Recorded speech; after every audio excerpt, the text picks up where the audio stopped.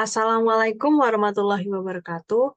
Perkenalkan, nama saya Sharon Marsafira dari kelas Sistem Instrumentasi C dengan NNP 509201179. Di sini saya akan memaparkan hasil tugas saya yaitu berupa instrumen pengukur suhu atau thermal dengan karakteristik input dan output yang berbeda.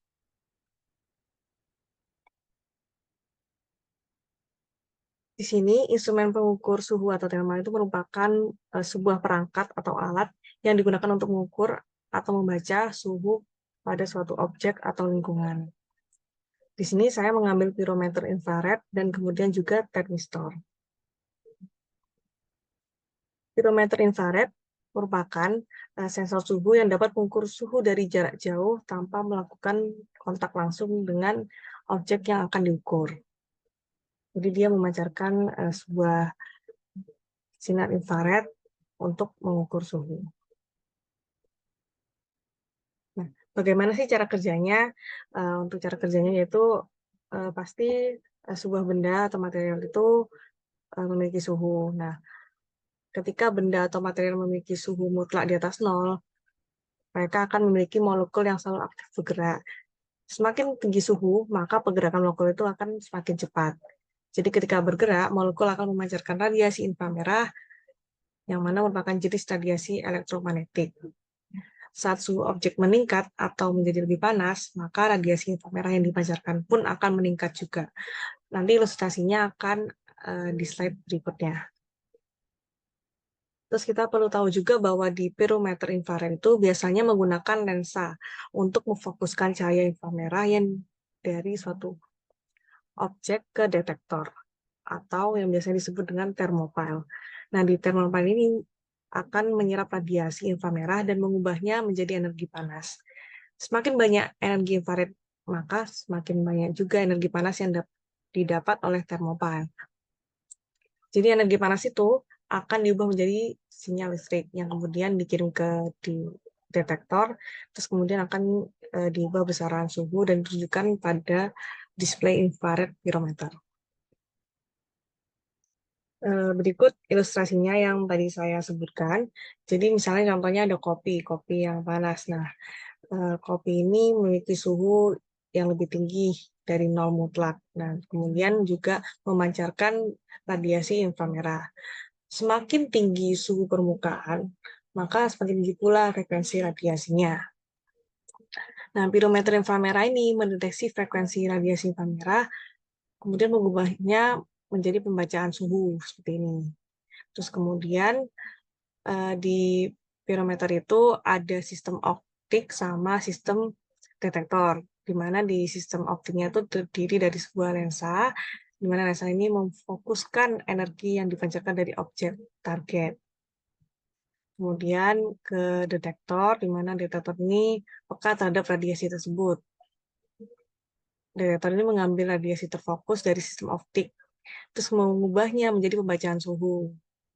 Nah, sebagian besar termometer itu digunakan sesuatu yang disebut thermopile seperti di sini.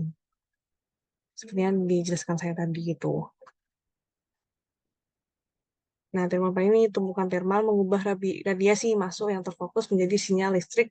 Nah, di sini berubahnya menjadi sinyal listrik, kemudian ditampilkan ke display.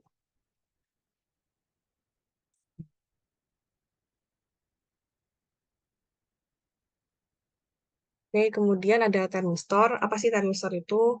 Termistor merupakan sensor suhu yang berjenis resistor, yang mana nilai hambatan atau resistansinya dapat berubah seiring dengan perubahan temperatur yang mengenai termistor tersebut, atau bisa dibilang bersifat variabel, itu berubah-berubah. Nah, termistor ini dapat difungsikan sebagai yang pertama ada termometer digital, terus kemudian juga digunakan pada aplikasi otomatis seperti mengukur temperatur oli dan cairan pendingin di mobil dan truk. Terus yang terakhir yaitu bisa difungsikan pada microwave, lemari es, dan oven. Nah, ini jenis termistor tuh ada dua, ada termistor PTC sama NTC. Kalau yang PTC itu merupakan positif termistor koefisien, terus kemudian yang NTC itu negatif termistor koefisien. Nah, eh, termistor itu kan nilai hambatan atau resistensinya kan berubah-ubah ya seiring perubahan suhu atau temperatur. Nah, kalau di NTC itu perubahan suhu berbanding terbalik dengan nilai resistansi. Jadi misalnya suhunya tinggi, nah resistansinya itu malah rendah. Sebaliknya, kalau misalnya suhunya tinggi, sebaliknya kalau suhunya rendah, maka nilai resistansinya akan naik. Nah, hal itu berbanding terbalik sama yang PTC. Yang PTC itu ketika eh, suhunya naik, maka resistansinya juga naik. Kalau suhunya turun, maka resistansinya pun juga turun. Gitu. Untuk rumusnya bisa kita lihat di sini. B T1 per T2 sama dengan T2 kali T1 per T2 min T1 dikalikan R1 per R2, di mana T1 itu titik suhu pertama di Kelvin, T2 titik suhu kedua di Kelvin, R1 adalah resistansi termistor pada suhu T1, terus R2 adalah resistansi termistor pada suhu T2. Nah, nilai B di sini merupakan konstanta material yang ditentukan oleh material keramik, di mana ia dibuat dan menggambarkan gradien kurva resistif R per T pada rentang suhu tertentu. Nah, setiap bahan termistor itu pasti memiliki konstanta material yang berbeda-beda. Oleh karena itu, ketahanan yang berbeda terhadap kurva suhu.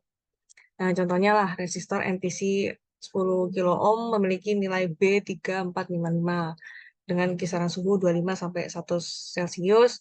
Nah, kita disuruh hitung nilai resistifnya pada 25 Celcius dan 1 Celcius. Kemudian kita masukin ke rumusnya T1 sama T2-nya. Nah, jangan lupa dirubah ke Kelvin. Karena ini masih Celcius kan. Terus terus dicari R2-nya, R2-nya ketemu 973 ohm.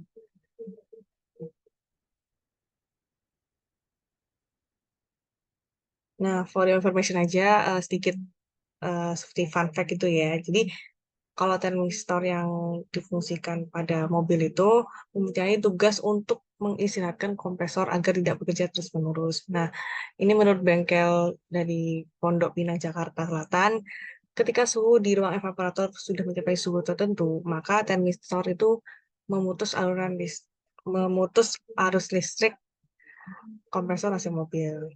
Oke. Mungkin itu yang bisa saya sampaikan. Kurang lebihnya mohon maaf. Wassalamualaikum warahmatullahi wabarakatuh.